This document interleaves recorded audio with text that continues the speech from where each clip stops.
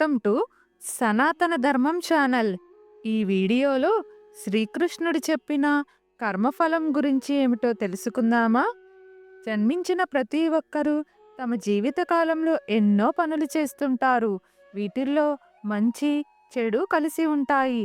అయితే మంచైనా చెడైనా ఆ కర్మఫలాన్ని మాత్రం తప్పకుండా అనుభవించి తీరాల్సిందే. ఇందులో ఎవరికి ఎలాంటి మినహాయింపు ఉండదు.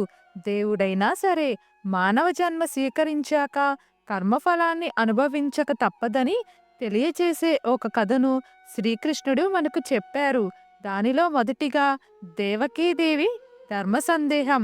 పోతన రచించిన భాగవతంలోని ఒక సంఘటన చూస్తే కర్మఫలం ఎంత గొప్పదో, ఎంతటి వారైనా కర్మఫలం నుంచి ఎలా తప్పించుకోలేరో అర్థమవుతుంది. తన మేనమామ కంసుని శ్రీకృష్ణుడు సంహరించిన వెంటనే తన తల్లదండ్రులైన దేవకీ వసుదేవులకు కారాగారం నుంచి విముక్తి కలిగిద్దామని వారి వద్దకు వెళ్ళాడు.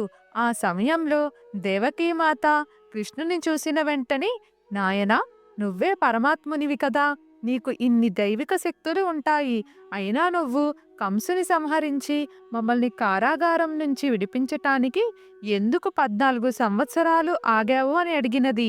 తనకు ప్రశ్నించిన తన తల్లి దేవకీదేవిని చూసి శ్రీకృష్ణుడు నమస్కరిస్తూ, అమ్మా, గత జన్మ గురించి నీకు ఏదీ జ్ఞాపకం లేదు, కాని నేను నీకు ఇప్పుడు గుర్తు చేస్తున్నాను, విను అంటూ ఇలా అన్నాడు. తల్లి, నన్ను క్షమించు. నీవు గత జన్మలో నన్ను 14 అరణ్యవాసం చేయమని అడవులకు పంపావు. ఆ కర్మఫలమే ఇది అన్నాడు. అప్పుడు దేవకీదేవి ఆశ్చర్యపోయి, కృష్ణ, ఇది ఎలా సాధ్యం? నేనెందుకు నిన్ను అడవులకు పంపుతాను? అది 14 ఏళ్ళు. నువ్వు ఎందుకు అలా అంటున్నావు అని అడిగినది. అప్పుడు శ్రీకృష్ణుడు మందహాసంతో, తల్లి, గత జన్మ అంటే త్రేతాయుగంలో నేను రామ అవతారంలో ఉన్నప్పుడు నువ్వు కైకేయివి. నా తండ్రి దశరథ మహారాజును నీవు 2 వరాలు కోరి నన్ను 14 ఏళ్ళు అరణ్యాలకు పంపావు. అప్పుడు కృష్ణుడు అన్నాడు. అది విని దేవకీదేవి ఎంతో ఆశ్చర్యంతో, కుతూహలంతో, అయితే ఈ జన్మలో కౌసల్య ఎవరు అని అడిగినది. అప్పుడు శ్రీకృష్ణుడు తన తల్లికి సమాధానం చెబుతూ, అమ్మా, త్రేతాయుగంలో కౌసల్యాదేవి నేటి ద్వాపర యుగంలో యశోదామాతగా జన్మించింది. ఆ యుగంలో 14 సంవత్సరాలు దూరమైన తల్లి ప్రేమను ఆమె ఈ జన్మలో తిరిగి పొందినది. ఆమెకు తల్లి ప్రేమ దూరం చేసిన పాపఫలాన్ని 14 సంవత్సరాలు నువ్వు చెరసాలలో నాకు దూరంగా ఉండి అనుభవించాల్సి వచ్చింది. ఎంతటి వారైనా కర్మఫలాలను అనుభవించక తప్పదు. అవతార పురుషులైనా మానవులైనా కర్మఫలం నుంచి తప్పించుకోలేరు.